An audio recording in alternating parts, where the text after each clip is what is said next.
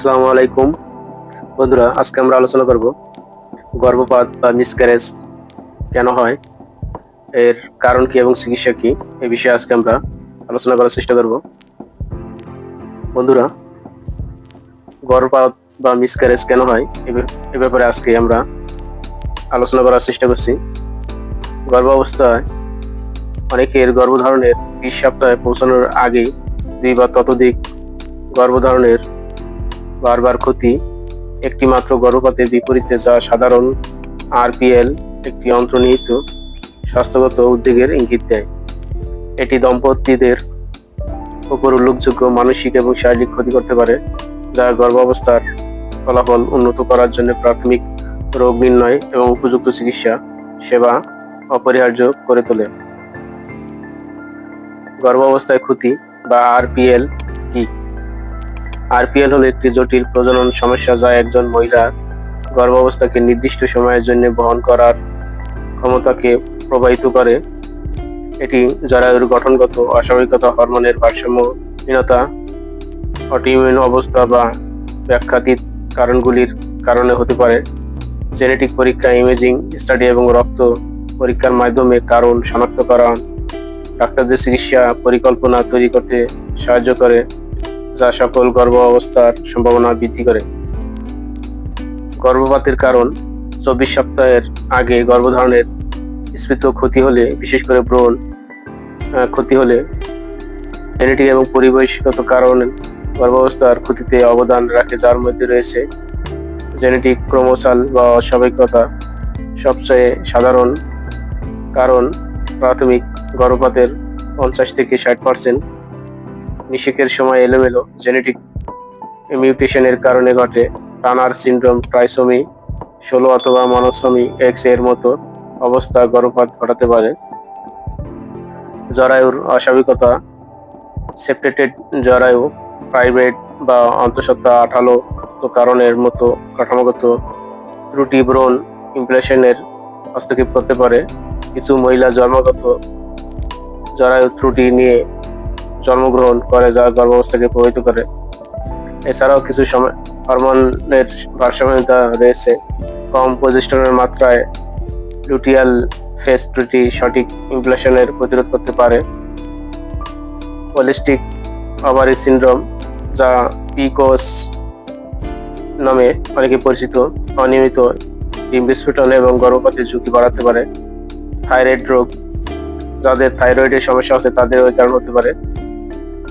Autoimmune disorder, antiphospholipid syndrome, রক্ত জমাট বাঁধার কারণে হয়, যা ভ্রূণের অক্সিজেন পুষ্টির সীমাবদ্ধতা সৃষ্টি করে। সংক্রমণ, বিভিন্ন ধরনের রোগের সংক্রমণের কারণে হতে পারে, যেমন টক্সোপ্লাজমোসিস, রুবেলা, সাইটোমেগালোভাইরাস, সিএমভি এবং ব্যাকটেরিয়াল ভ্যাজাইটিস সহ কিছু সংক্রমণ গর্ভপাতের ঝুঁকি বাড়ায়। দীর্ঘস্থায়ী চিকিৎসা শর্ত: অনিয়ন্ত্রিত ডায়াবেটিস, উচ্চ রক্তচাপ, কিডনি রোগ, হৃদরোগ গর্ভাবস্থা নষ্ট করতে পারে। জীবনধারা এবং পরিবেশগত কারণ: ধূমপান, তারপরে অ্যালকোহল, মাদক দ্রব্যের ব্যবহার, বিষাক্ত রাসায়নিকের সংস্পর্শে গর্ভপাতের সম্ভাবনা বৃদ্ধি পায়। অতিরিক্ত ক্যাফেইন গ্রহণে প্রতিদিন 200 মিলিগ্রামের বেশি গর্ভাবস্থায় ক্ষতিতে অবদান রাখতে পারে। বন্ধুরা, এই ধরনের ইনফরমেটিভ ভিডিও পেতে চাইলে অবশ্যই আমাদের চ্যানেলটা সাবস্ক্রাইব করে পাশে থাকা বেল আইকনটা অল নোটিফিকেশন বার দিয়ে রাখতে পারেন। আর কে কোথা থেকে দেখছেন অবশ্যই কমেন্ট করে জানাতে পারেন। আর আমাদের সাথে যোগাযোগ করার সবচেয়ে সহজ মাধ্যম হলো আপনারা কমেন্ট বক্সে কমেন্ট করে কমেন্টের মাধ্যমে আমাদের সাথে যোগাযোগ করতে পারেন। যে কোনো প্রশ্ন এবং যে কোনো সমস্যার উত্তর আমরা কমেন্টের মাধ্যমে দেওয়ার চেষ্টা করি। বন্ধুরা, এখন আমরা গর্ভপাতের লক্ষণ বিষয়ে আর একটু বিস্তারিতভাবে আপনাদের সাথে আলোচনা করার চেষ্টা করব। বারবার গর্ভপাতের লক্ষণগুলি একক গর্ভপাতের লক্ষণগুলির মধ্যে অন্তর্ভুক্ত থাকতে পারে। যোনিপাতে রক্তপাত, হালকা দাগ পড়া বা ভারী রক্তপাত গর্ভাবস্থা হারানো ইঙ্গিত দিতে পারে। সাংঘাতিক পেটে ব্যথা, পিরিয়ডের মতো খিঁচুনি বা কোমরের নিচে অংশে ব্যথা, যোনি থেকে টিস্যু বা জমাট বাঁধা একটি গর্ভাবস্থার টিস্যুর ক্ষতি নির্দেশ করতে পারে। গর্ভাবস্থায় লক্ষণ হ্রাস, বমি বমি ভাব, স্তনের কোমলতা, ক্লান্তি, হঠাৎ করে চলে যাওয়া। সার্ভিক্যাল প্রসারণ, সার্ভিক্যাল অপ্রুলতার ক্ষেত্রে সার্ভিক্স অকালে খুলে যেতে পারে, যার ফলে গর্ভপাত হতে পারে। এছাড়াও বিভিন্ন ধরনের সমস্যায় বিশেষ করে অনেকেই সম্মুখীন হতে পারেন।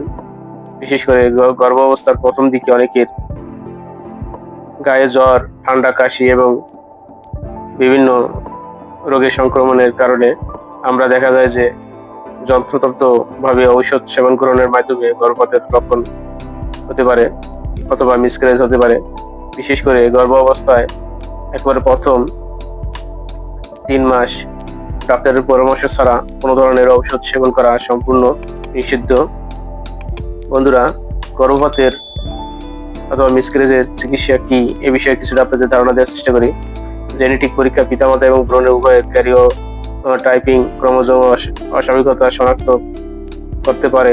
প্রজেস্টেশন থেরাপি প্রজেস্টেশন সম্পূর্ণ গ্রহণ করলে লুটিয়াল ফেজ ত্রুটিযুক্ত মহিলাদের সাহায্য করতে পারে।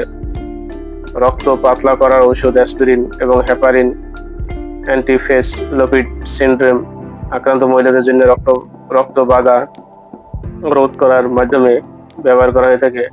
জরায়ুর অস্বাভাবিকতা সংশোধন সার্জারি এবং ফাইব্রয়েড আঠালো অংশ বা সেপ্টাম অপসারণ করে ইমপ্লান্টেশন উন্নত করতে পারে। দীর্ঘস্থায়ী রোগ নিয়ন্ত্রণ ডায়াবেটিস, থাইরয়েড রোগ, উচ্চ রক্তচাপ নিয়ন্ত্রণ করলে গর্ভাবস্থা প্রতিরোধ করা যায়। কিছু লাইফস্টাইল পরিবর্তন করতে হবে। স্বাস্থ্যকর খাদ্যাভ্যাস বজায় রাখতে হবে। ভিটামিন এবং খনিজ পদার্থ, ফলিক অ্যাসিড সমৃদ্ধ সুষম খাদ্য গ্রহণ করতে হবে। ধূমপান, অ্যালকোহল এড়িয়ে চলতে হবে। এই অভ্যাসগুলো থাকলে অবশ্যই ত্যাগ করতে হবে, তা নাহলে মিসক্যারেজ অথবা গর্ভপাতের ঝুঁকি বাড়তে পারে। মানসিক চাপ নিয়ন্ত্রণ, মানসিক চাপের মাত্রা উর্বরতা এবং গর্ভাবস্থা স্বাস্থ্যের উপর প্রভাব ফেলতে পারে। পরিমিত ব্যায়াম করুন। যোগ ব্যায়াম এবং হাঁটার মতো কম প্রভাবশালী কার্যকলাপগুলি চাপ সৃষ্টি না করে রক্ত সঞ্চালন উন্নত করতে পারেন। প্রজনন প্রযুক্তি সহায়ক ART, pre implantation genetic testing, PGT, in vitro fertilisation, IVF ইমপ্লান্টেশনের জন্য সুস্থ ভ্রূণ নির্বাচন করতে সাহায্য করতে পারে। জিনগত অস্বাভাবিকতা শনাক্ত হলে ডিম্বাণু এবং শুক্রাণু দান একটি বিকল্প হতে পারে।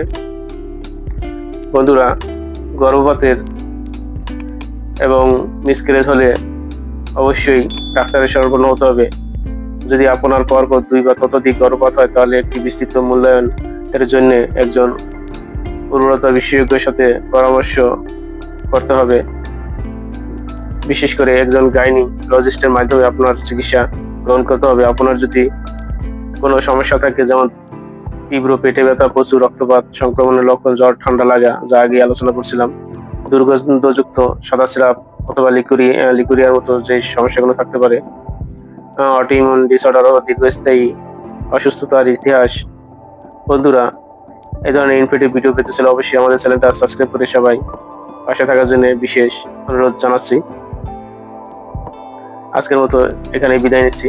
সবাই ভালো থাকবেন। আল্লাহ হাফেজ।